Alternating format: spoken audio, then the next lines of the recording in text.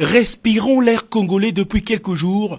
Antonio Guterres peut l'affirmer, il y a bien un vent nouveau qui souffle en RDC. Au cours de son entretien avec le chef de l'État, le secrétaire général des Nations Unies a exprimé à Félix-Antoine Tshisekedi sa ferme conviction de l'existence dans le pays d'une opportunité à saisir pour arriver à un développement intégral, du respect des droits de l'homme à la liberté d'expression et d'action. Antonio Guterres s'est basé sur ces atouts de la démocratie pour alerter le monde de l'intérêt d'un regard positif sur la RDC.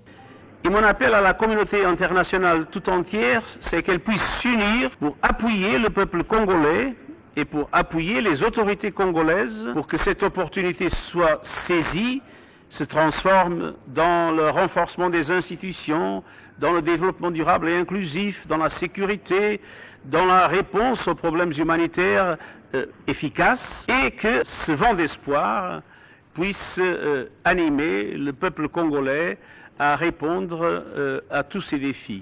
Les questions sécuritaires, avec en priorité les actes intolérables de terrorisme perpétrés par les EDF, étaient également à l'ordre du jour.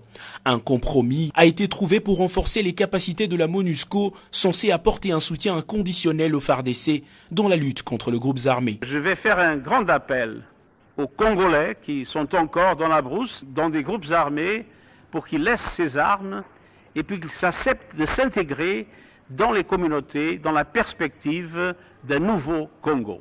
Notre coopération va aussi s'intensifier dans les domaines du développement inclusif, du développement durable.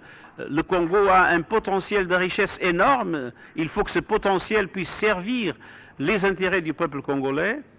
Et dans le domaine humanitaire. Arrivé au Congo par le Nord Kivu, Antonio Guterres a sans nul doute mesuré l'ampleur de la maladie à virus Ebola et l'impact de la riposte qui constitue depuis un temps une priorité pour le président de la République. Le secrétaire général des Nations Unies insiste sur un renforcement de la riposte pour une éradication totale.